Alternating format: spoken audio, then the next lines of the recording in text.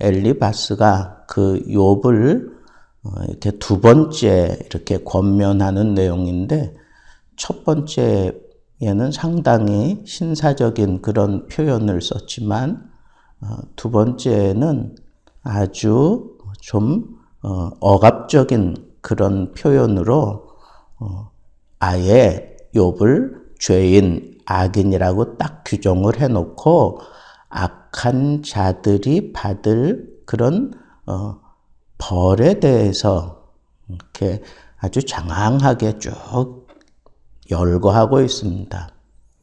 그러니까 예로부터 내가 받아온 그 지식을 따라, 이 전승을 따라, 그 선인들의 지혜를 따라, 그 얘기는 예전부터 지금까지 이 사실은 변함이 없는 거다 하면서 얘기하는 게 뭐냐 하면, 도덕적으로 더러운 자는 그에 대한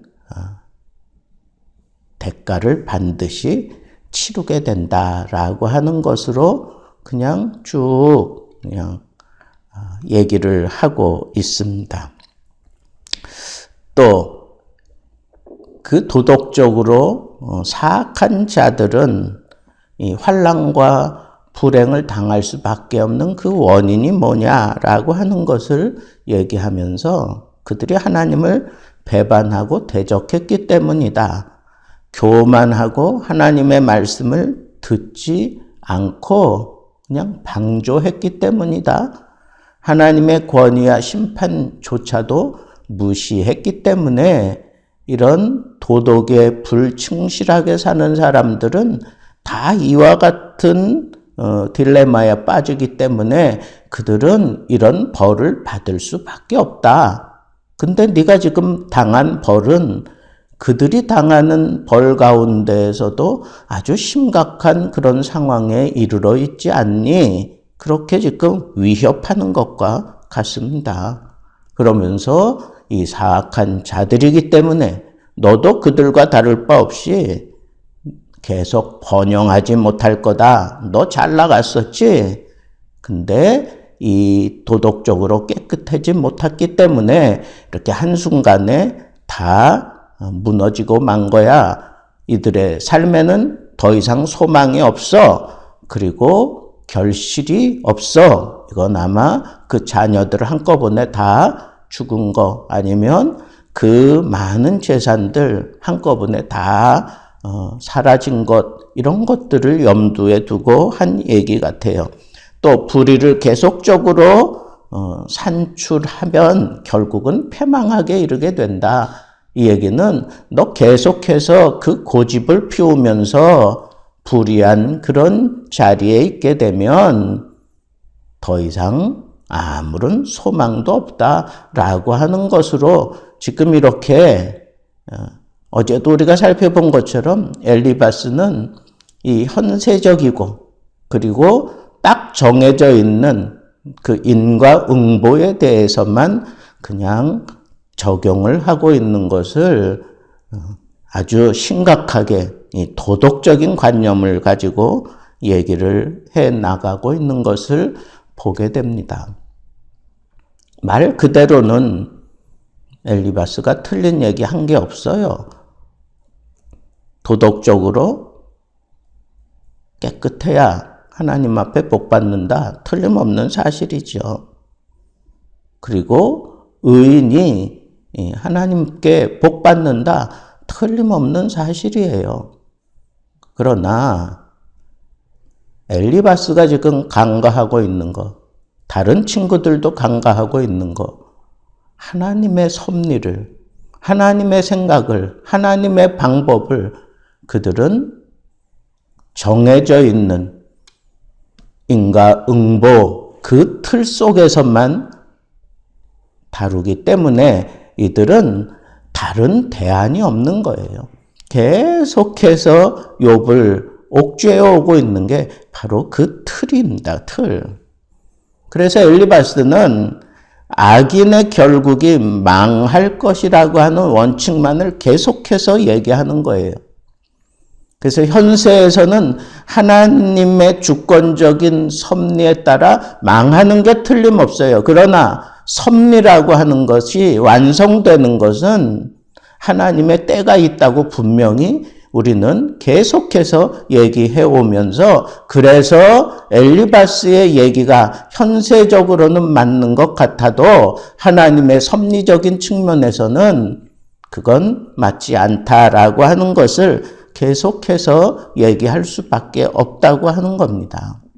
그런데 여기서 섬찟한 것은 뭐냐 하면, 이렇게 하나님의 섭리마저도 이렇게 인간적인 그 틀 속에다가 딱 집어넣고 그렇게 재가기 시작하니까 예수님께서 율법주의자들, 그 율법주의자들에게 아주 심각하게 꾸중하고 책망하면서 회칠한 무덤과 같다 그러면서 우리 주님께서 아주 심한 경고를 했던 것이 얼핏 제 마음속에 파고들었습니다.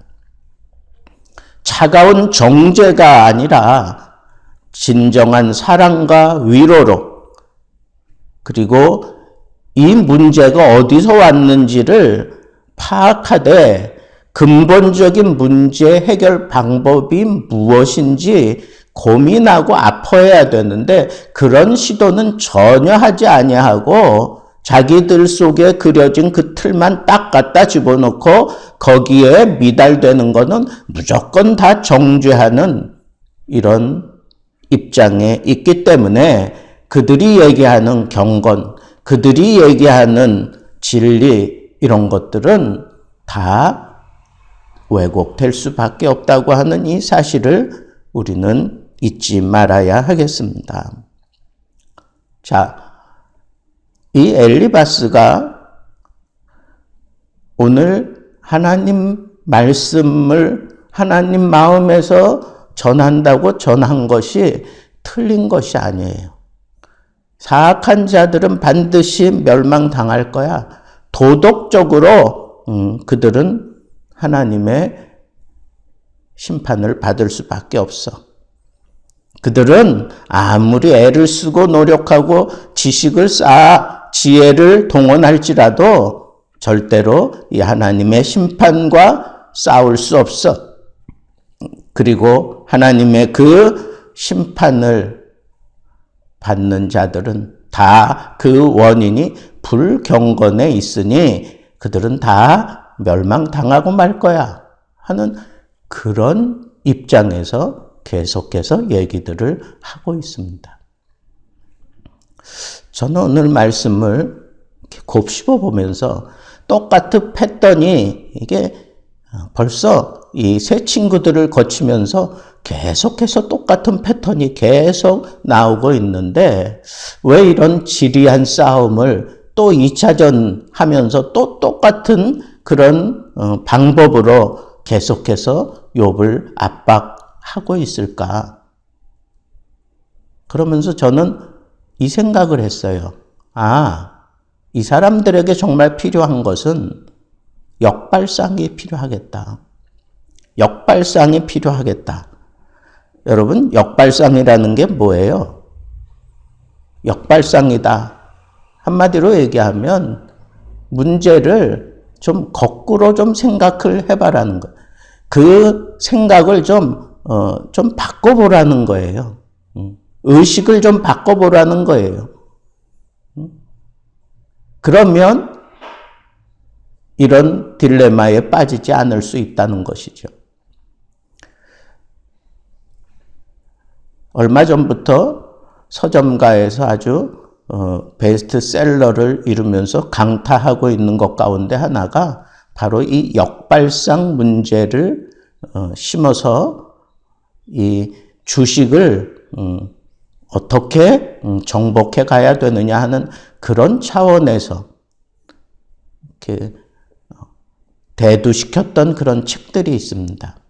그걸 기업이 그런 역발상에 전환을 하면서 그 기업을 다시 살려놓은 그런 일들이나 이 주식에서 다 다른 사람들이 쳐다도 보지 않는 그런 주식에 집중 투자하게 됨으로 인해서 처음에는 사람들이 손가락질하고 참 바보스러운 그런 판단을 한다 그러면서 이해하지 못할 일을 한다고 그렇게 손가락질하던 그런 사람들이 나중에 이게 확 뒤집혀서 그 사람들이 아주 부자가 되고 그리고 이 주식의 왕처럼 그렇게 군림하게 되었던 그런 사건들을 통해서 우리 사람들은 지혜를 모을 때 이렇게 역발상이 필요하다는 거예요. 역발상.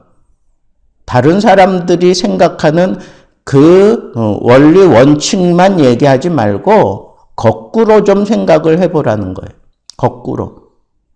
모든 것을 접근을 해갈 때 주어진 그 틀만 가지고 거기에 통과시키면서 진리를 가릴 것이 아니라 거꾸로 통과시킬 때 저쪽에서부터 거꾸로 한번 통과시켜보고 뭐 이런 역발상이 필요하다는 거예요.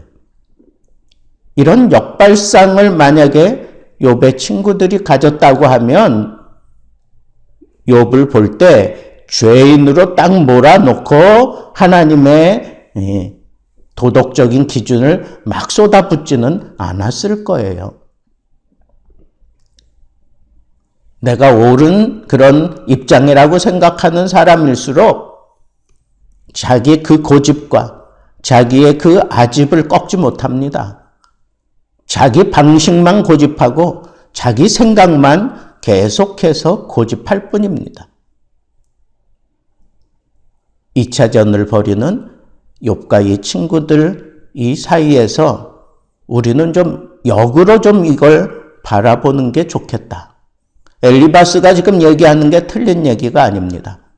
그런데 도덕적인 그런 잣대를 가지고 계속해서 얘기한, 그래서 욥을 아주 심각한 상황으로 몰고 가는 그런 내용들을 우리가 지금 여기서 쭉 보면서 엘리바스가 얘기한 것들을 토대로 해서 제가 세 가지, 저는 예로부터 흘러내려오는 그 도덕률, 거기에 근거해서 하나님을 두려워하지 않고 대적하는 악한 자의 비참한 그런 말로에 대해서 우리는 인정하자는 거예요. 그렇게 막 얘기하는 그런 엘리바스의 그런 내용들을 우리는 인정하자는 거예요. 그것을 인정할 때 그것이 나에게 잣대가 아니라 그것이 나에게 이 아픈 부분들을 도려내는 메스가 될 수가 있어요. 내가 가지고 있는 이 고름이 가득 차 있는 이런 썩어져가는 것들을 아주 과감하게 잘라낼 수 있는 칼이 될 수 있다고요. 살려낼 수 있는 칼이 될 수 있는 거, 그건 역발상하면 지금 엘리바스는 그 칼을 가지고 심각하게 위협하면서 목숨을 향하여 그 칼끝을 겨누고 있지만 이걸 살려내는 칼로 받아들일 수 있다는 거, 어떻게? 그런 선인들의 지혜, 그리고 하나님의 말씀에 비추어서 증거되는 그 지혜를 내가 받아들이면 그게 나를 살리는 칼이 될 수 있다는 것입니다.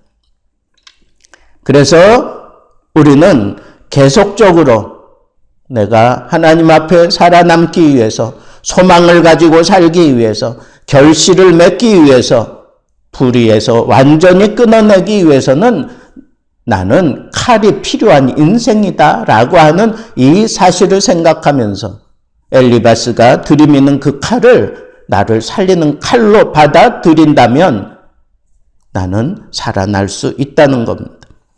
두 번째는 엘리바스가 악인은 결국은 망할 것이다 라고 하는 원칙, 그것을 계속해서 강조하고 있는데, 여러분, 이 계속적인 그런 원칙, 그리고 그 분명한 사실을 우리에게 계속해서 주장하고 들이밀 때 그것과 싸워서 이겨야 되는 거예요.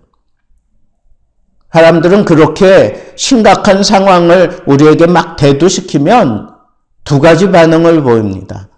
첫째는 아니라고 그냥 악만 쓰면서 그냥 소리만 지를 뿐이에요.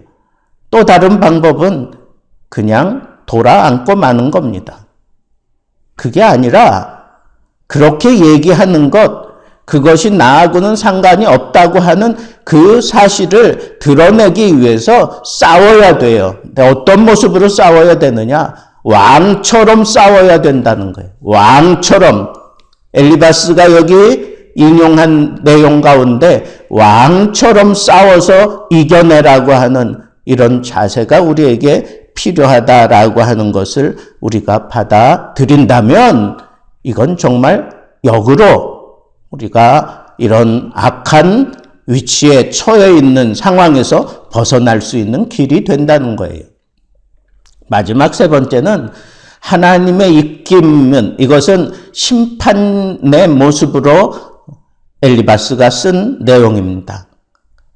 경건하지 못한 자들은 이렇게 하나님의 입김이 불어서 그들을 완전히 다 불태워버린다라고 하는 거예요. 여러분, 이 상황을 우리가 역으로 발상하면 하나님의 입김을 받아서 내가 경건함을 지켜낼 수 있다는 거예요. 내가 이 경건함을 하나님의 그 입김, 그것이 심판이 아니라 나에게 생명을 불어넣어 주시는 하나님의 입김으로 받아들인다면 나는 언제나 하나님 앞에서 경건한 모습을 우리가 살려갈 수 있다고 하는 거예요. 그래서 하나님에 대한 존경심, 하나님을 정말 의뢰하고 하나님을 사랑하는 그런 모습으로 살아가는 그 경건한 모습, 그것은 내 속에 하나님의 입김, 하나님의 영이 나에게 불어닥칠 때 내 영이 경건함을 지켜간다고 하는 이런 역발상을 가지면 하나님의 말씀을 도덕적인 기준을 가지고 심판하는 그런 모습으로 입김을 사용했지만 우리는 이걸 역으로 받아들여서 하나님의 성령으로 받아들이면 그것이 나를 살리는 영입니다. 나를 경건하게 만들어가는 영으로 받아들여서 우리는 하나님 앞에 이 경건한 모습을 지켜갈 수 있습니다. 우리는 왕처럼 늘 승리하며 살아갈 수 있습니다.